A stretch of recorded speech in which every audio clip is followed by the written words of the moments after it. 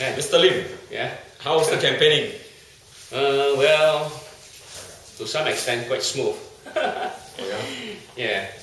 Yeah, except that there are certain areas that we have to look into, and I think we have the teamwork, we have the help, the support from the ground, and it's quite heartwarming. I think the opposition this time around absolutely have the ground, the heart of the people with the opposition. It's pretty obvious. So I heard you have some encounters at the MRT tunnel in Amokyo MRT station. Oh, yeah. In fact, it came as quite a surprise that in about 2 days, I think, I think we bumped into the PM's wife. Ching. Yeah, okay. And I think, Basu. I think Dr. Basu said, "Hey, go over and shake hands." And I thought, okay. Yeah, we had just a little chat. So how was the progress and whether they have plans for Amokyo residents, And I said, she just laughed. And then I said, if you don't have, then, we are going in with our plans. Did any one of your teammates, candidates, or yourself bring your spouse to do the campaign? No. I think not. Possibly because I think maybe it's because my candidates, my teammates, mostly young people. We have two of the youngest in the whole GRC. Two candidates, two males, and one's undergrad. Another one is just 23. So given the fact that they are so young, it's unlikely they don't even bring their girlfriends. Okay. So we're not bothered by this. I think. Why is Lee Hsien Loong bringing his boyfriend to do campaign? Yeah, because I think Lee Hsien Loong is the wife and Ching is the husband. No. I always think so. Maybe I'm mistaken. I don't know. I would have to say this that I think I saw in the media that newspaper a lot of reports about pictures. About spouses who go to support, their husbands or wives. And yes, I think it's okay, perfectly fine. Nothing wrong, but never before. Yeah, my biggest worry comes in if it's, I think I'm not too happy about the reporting of the candidates. The coverage, media coverage for the GE this time around, especially I feel it's the imbalance. Heavier focus on the hotly contested wards, and then I think some wards you actually don't get to know how the candidates perform, and some cases I think there's a shortage of information for voters to examine and say, to make a decision, which is crucial. In any election, you have to present the candidates in a fair manner. In this aspect, I can say something in the favor of our 154 media. You know why? Because this is for the first time in Singapore that 85 seats are contested, and the bandwidth of the MSM, they are saturated. They are not able to cover so many. So they focus on some areas that they think will sell the news. So they neglect some areas. I think now if you want to say that you're the first world, you are so efficient, competent. Then they are not. Okay. Then a small city now, you're talking about Singapore is only in, if you compare to the other countries, much larger population, bigger electorate. Now, then you can't say that, my media is short-staffed, understaffed, and we cannot cover that. There's no excuse for not covering sufficiently in a more balanced manner. So that part I think we are deprived of fair reporting, and especially for my team, as you understand that we came in the last minute, the 11th hour, having to overcome many odds, raising the deposit money, and then finally got into the nomination center and qualified for candidacy. And I think what is required is a fairer exposure, kind of. I think that part is like this. Compared to the previous election, all the dirty, filthy, foul media tactic of mudslinging and hostile media deliberately haul bad press at opposition, that part I think is gone. It's an improvement for now already. We have washed that away. They of course still have room to improve.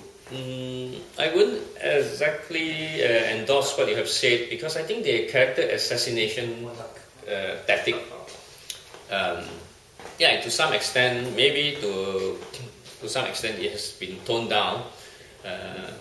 But you still see threats coming, in maybe they are not in very good subtle, position to play the same dirty tricks over, because it will backfire if they try this round. Try something like that. I tell you, it will explode in their own face. Okay. Then I think using the boogeyman tactic, like, okay, you're talking about the whole world in chaos and the threat of terrorism after Osama's death. Now you're talking about the uncertainty, the political problems in elsewhere. Now you're going to bring these and frighten the voters that you have to keep. That don't work very well. That don't work very well, because actually Osama bin Laden news just make Wong Kan Seng even more embarrassed. I want to say that. Jamaah Islam,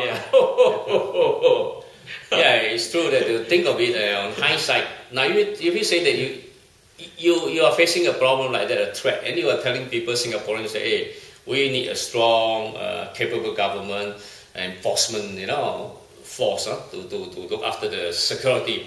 And then there you have the old minister making a slip up, letting a high-level terrorist you see, they escaping. The Lee Kuan Yew regime fabricate their own boogeyman of JI, and then it explode in their face directly when Mas Selamat managed to get out. Over Mas Selamat, I think PM Lee Hsien Loong, I think he had acknowledged this slip up just a few days back.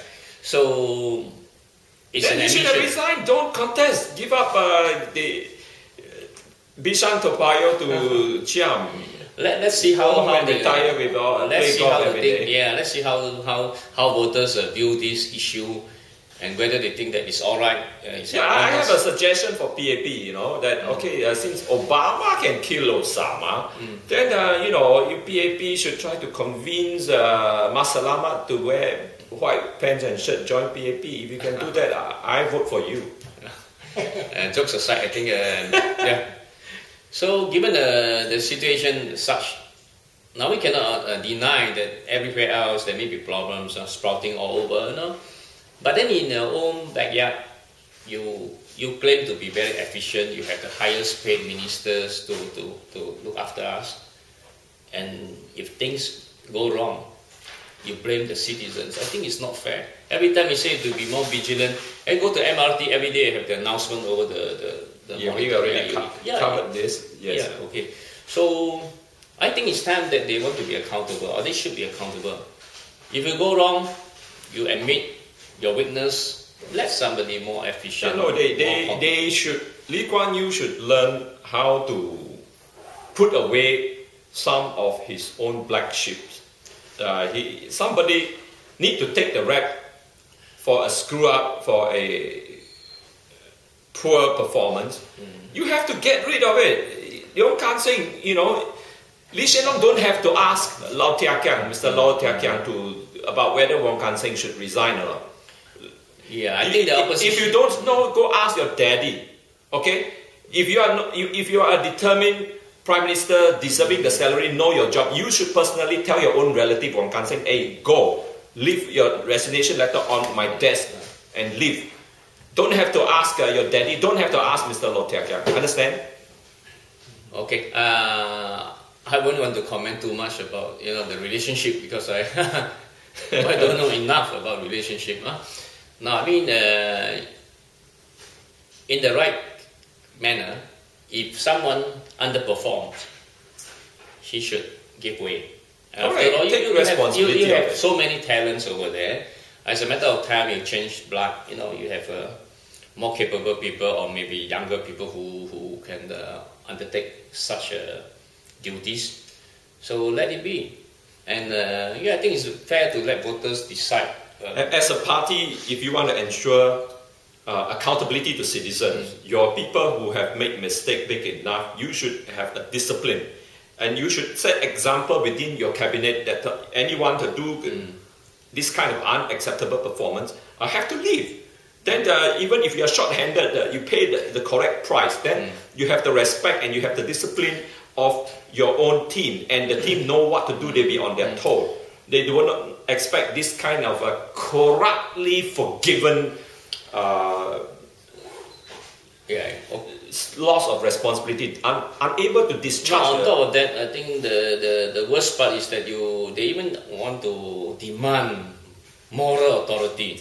You're forcing people to accept this rubbish.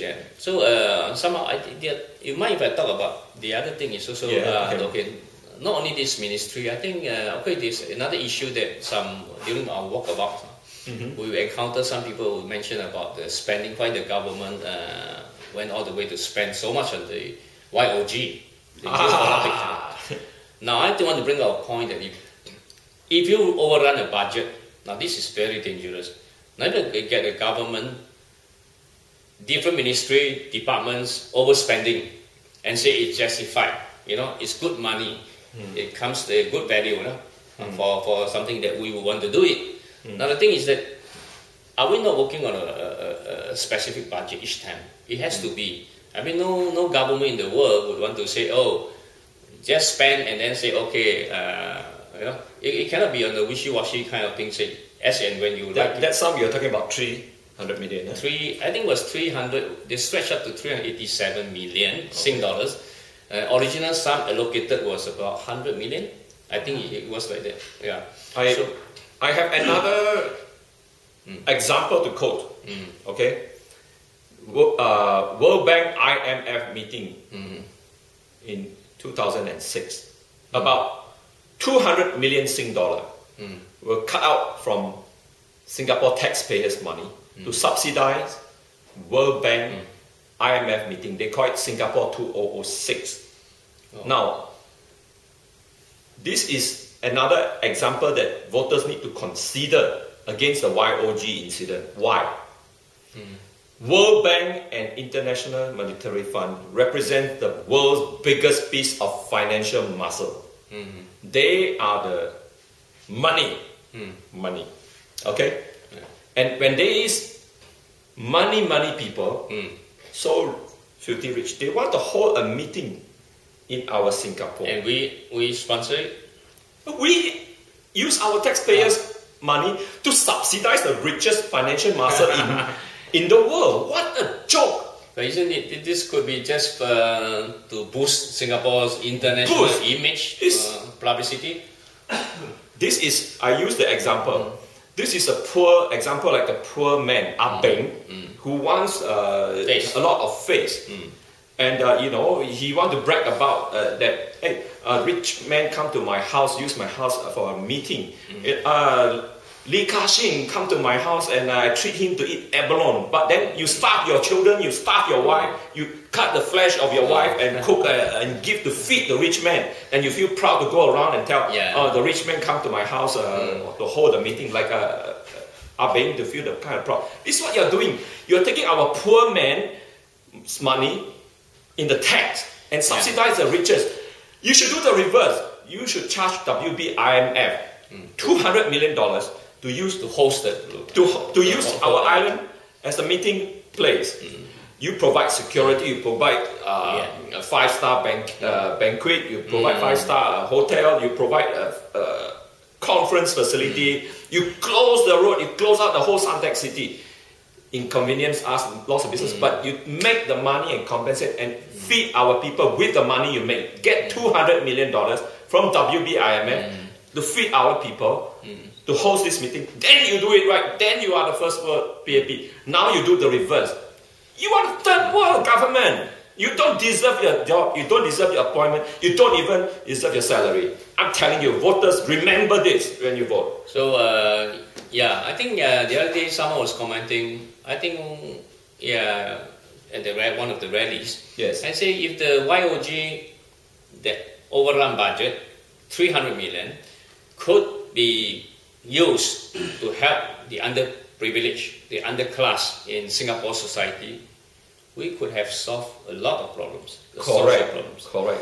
And same goes to the WBMF. In Chinese, you know, 这个叫做死要面子，拿有钱人的屁股来贴自己的脸，当做脸皮啊！你就是跟人家说，哎呀，李嘉诚来我家吃饭，我请他吃鲍鱼。你不知道李嘉诚吃不完丢掉的鲍鱼，天天比你家还多。他妈的，你轮到你请他吃鲍鱼，你这老婆孩子在挨饿，那么你就在那边拿这种东西来做面子，干什么？虚荣心。We could round up a bit on this issue. So the thing you want to bring up, my point is that how are we going to tell the government, the PAP government, use a good discretion in using taxpayers' money? You put the good use, be accountable. You just splash it around. I mean, who doesn't know? Flaunt your wealth and say, hey, it's for a good cause. We don't benefit because at the end of the day, the citizens are suffering here. And there's no way to tell you otherwise not to make that foolish decision. You know, what is this gesture that expose themselves in PAP? They are like Abeng, they must wear the thickest gold bangle, gold chain, Rolex, you know, just to try to get some confidence, and they think these things makes people respect them, you know. But maybe on the other, if you view it the other way, maybe it could be that they wanted to look really big timer because they are enjoying the world. If you are big, world's highest salaries, and if you don't match with this spending, you don't look good. This could be the reason. Ego. Yeah, it could be. Yeah. So anyhow, I think it's not right because taxpayers are in the dark about how you spend money. You go overseas, you invest heavily, and you lost heavily. Now this is the thing. And how much is in our reserves? And it's on everybody's mind. They want to know exactly because the next government should the next government come in, they want to know exactly how much is left and how they can make better use of the funds or the reserves to help out the citizens in distress or in hardship. Don't you think so? Correct. The whole actual financial status of Singapore is actually a joke and a misery. On one hand, all of a sudden, the cabinet can ask President Nathan to say that, hey, we are dead, we are broke, we need to use nation's reserve. Please, Mr. President, approve it. And then we take out the reserve and start to spend it. Then the next moment, he said, election is coming, we have so much surplus, our percentage is so well, our GDP goes up so much, now I can give ang pao. Okay. So you think it's realistic? Is it a coincidence that every time it comes around election time, we make bonus, we make surplus? Suddenly the GLC suddenly make huge profit, and the GDP would even hit 14%. Obvious that everything is cranked and rigged. Anyhow, we don't have the figures to show, but it's just the questions that we are anxiously waiting to know. You think we should wrap up this? Sure, we wait for another day. Before the cooling day, we try to record another episode. Thank you.